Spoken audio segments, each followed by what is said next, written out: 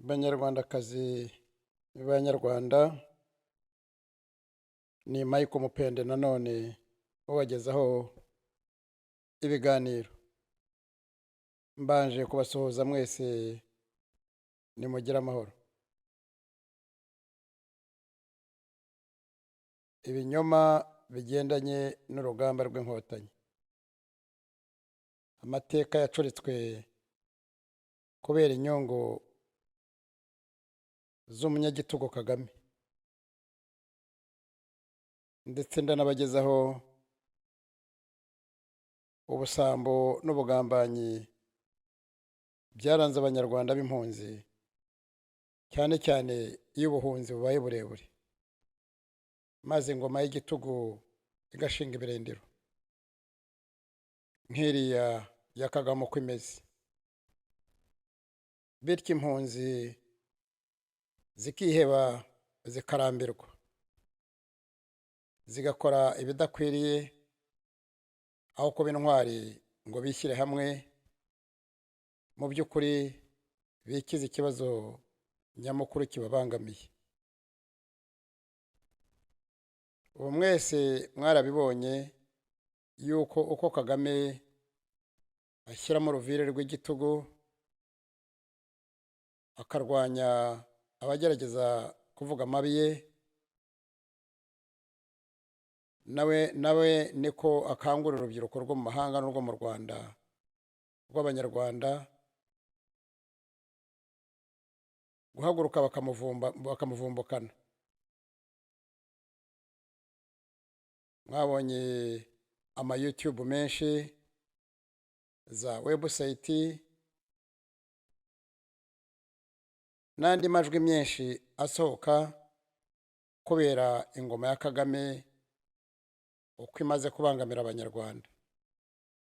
Nishimira abo bose basigaye barahagurutse, haba ku ma YouTube n'izindi media zose, bagaragaza ububi bw'iriya ngoma. Rwose ni muyihame, muvuge ibibi byayo, kuko niyo ntwaro yonyine mufite. Mwabonye ko n'ingoma ya Kagame idahwema gukangurira urubyiruko mu buryo bw'amafuti, babigisha guhaguruka bakamagana abavuga ibitagenda muri iriya ngoma. Mwabonye ko byahagurukije umugore wa Kagame ko ari wo murimo asigaye akora gusumbya ibindi. Mwabonye imyaka Kabarebe yamaze avuga. Mwabonye abantu babitojwe muri iyi minsi nk'ababingira n'abandi nk'abo ngabo bose. Ni ikibereka ko ingabo iriho iriya ntambara, iriya ngabo, iriya leta ya Kagame irwana, ni intambara itsindwa, ni intambara ibatsinda, kuko nk'uko Umunyarwanda yavuze, ukuri burya guca mu ziko ntigushya. Iki kiganiro cyanjye mbagezaho kirimo ibice bibiri. Iki kikaba ari igice cyacyo cya mbere. Banyarwandakazi, Banyarwanda, intambara y'inkotanyi uko imyaka igenda ishira, iragenda ikabirizwa cyane ku buryo hafi ya yose bisigaye bivugwaho bitari uko byabaye. Byarahindutse, byabaye ibindi bintu bitari iyo ntambara tuzi twabayemo. Ibi byose bigamije kogeza Paul Kagame ku buryo muri iki gihe asigaye avugwa nk'aho ari ikimanuka cyangwa umuntu udasanzwe mu mateka y'u Rwanda. Mu myaka Kagame amaze ku butegetsi, yashatse kubaka amateka azafatwa ejo hazaza nk'insigamigani, nk'ibyo bita misi. cyangwa imigani y'ibitekerezo, bityo amategeko nako amaherezo bikazahinduka nk'insigamigani mu muco cyangwa muri sosiyete nyarwanda. ariko Kagame ntamenye ko iyo migani ikomoka ku muco abanyarwanda benshi cyane cyane abakuru barabizi. Habayeho inkuru cyangwa ibitekerezo by'amazina nka ba Kigwa, ba Sabizeze, ba Semuhanuka, ba Nyirarunyonga, ba Ngunda, ba Ndabaga, ba Ruganzu, ndetse haza na Rwabugiri. Ibyinshi ni ibitekerezo, ibindi ni ibyabaye ariko bikagenda byongerwaho ibintu cyangwa bigakabirizwa.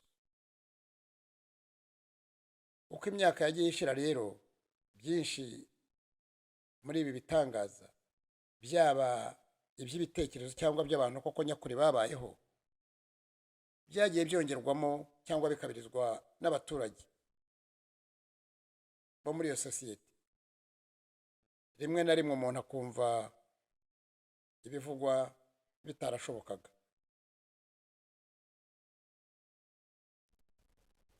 Iyo umuntu yumvise inkuru nk'iza Semuhanuka n'izindi nk'izo, abona ko ari imigani y'ibitekerezo, atari ibintu byabaye bya nyakuri. Ibyo rero ibintu bisa bityo nibyo Kagame we amaze imyaka myinshi yubaka, yifuza ko ejo hazaza bizafatwa nk'amateka ya nyakuri muri sosiyete nyarwanda. Ibyo biri muri gahunda ye igendanye na biriya yakoze byo guhindura ibendera ry'igihugu, guhindura amazina n'ibice by'igihugu byose, n'ibindi byose muzi Kagame yagiye akora byo guhisha amabi yahahise h'u Rwanda. Impamvu Kagame akora biriya ni uguhishira ibibi yakoze mu bihe byahise mu Rwanda, cyane cyane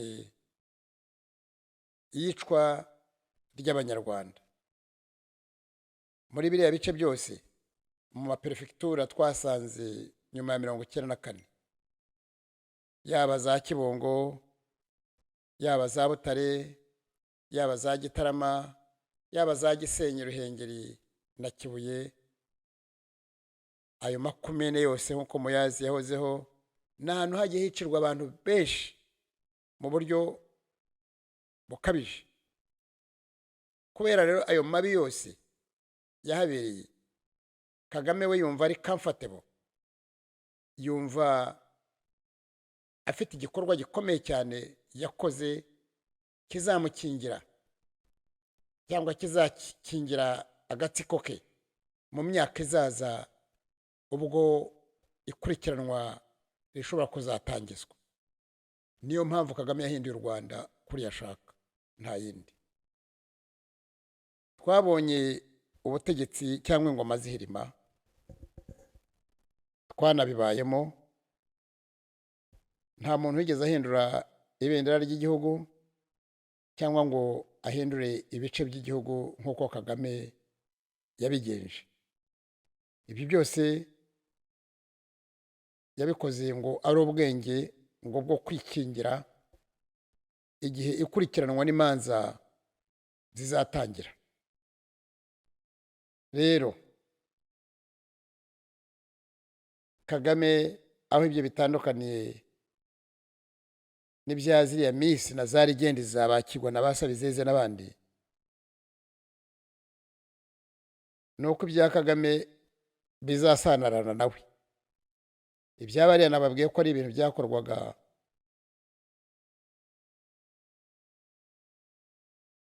ziriya nsigamigani n'ibitekerezo byubakwaga na rubanda bakurikije icyo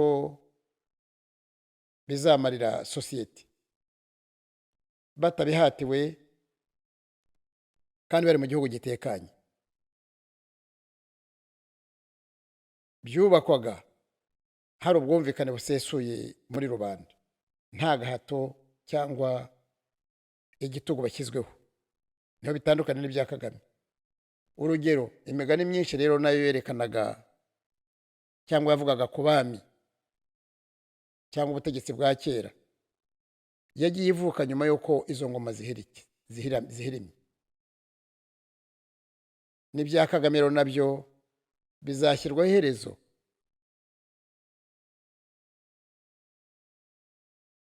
Umunsi ingoma ya Kagame izaba ihirimye. Abashyigikiye Kagame rero, intore, abandi bose bavuga ubusa kubera ubusambo, muragorwa n'ubusa. Nimureke gushyigikira ibitagenda bidafite iyo biberekeza. Hari umuhanda ahantu nasomye mu gitabo uvuga ngo the road to nowhere. Namwe you are in the road to nowhere. Ntawe bajyana.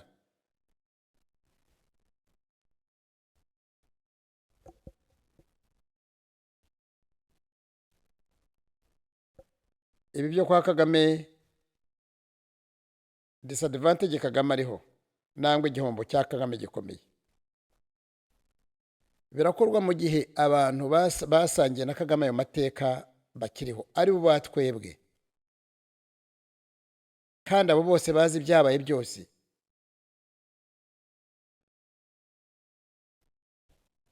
Ari ibyahishwe, ari ibiboneka bizwi, abo bantu bose baracyahari. Aha ndavuga urugero, ingabo z'impande zombi zarwanaga igihe cy'inkotanyi mu myaka ya 90 kugera 94. Zaba inkotanyi, zaba inzirabwoba, baba abanyapolitike ku mpande zombi b'abanyarwanda, baba rubanda rw'abanyarwanda, baba abaturage bo mu karere gahana imbibi n'u Rwanda. Abo bantu bose baracyahari, babonye ibyo bintu. Kagame rero yabeshya ntabwo biriya bintu bishobora gufata. Niyo mpamvu aya mateka agorekwa azahora avuguruzwa, akanakosorwa, akosorwa n'abo bose bayabayemo. Niyo mpamvu izi sigamigani za Kagame na Kabarebe zitazigera zikomera nk'izubatswe n'ubushake bwa rubanda, kuko ababibonye n'ababigizemo uruhare bazahora babikosora igihe cyose bizajya bigorekwa. Hariya mu Uganda b'abaturanyi habayeho umusirikare Idi Amin nawe yavugagaho bitangaza nk'ibi bya Kagame igihe yari akiri ku butegetsi. Yavugwaga nk'umuntu w'intwaro udasanzwe, kandi nyamara yicaga abantu buri munsi ku mugaragaro. Ariko ngo nta mutware utagira abamuyoboka. Umunsi Amin yavuye ku butegetsi nibwo rubanda batinyutse kuvuga ko yari umunyagitugu kandi mubi cyane. Banyarwandakazi, Banyarwanda, hari umugani w'ikinyarwanda uvuga ko nta muntu umwe uba byose. Nk'uko Kagame ashaka ko bimenyekana. Mu Cyongereza ngo no man cancels alone, cyangwa ngo no man is an island. Ibyo bigendanye na Bibiliya. Kagame aya mahano n'ibitangaza akora n'izi mvugo yashyize mu bitabo akandika hirya no hino, na histoire amaze kwandika muri myaka 32, ntabwo ariko bimeze. Ntibizahama, ntibizafata. Nabo bamushyigikira n'abasabaga gushishoza, kuko tubonye impinduka nyinshi. Yewe uvuga Kagame ndamuzi.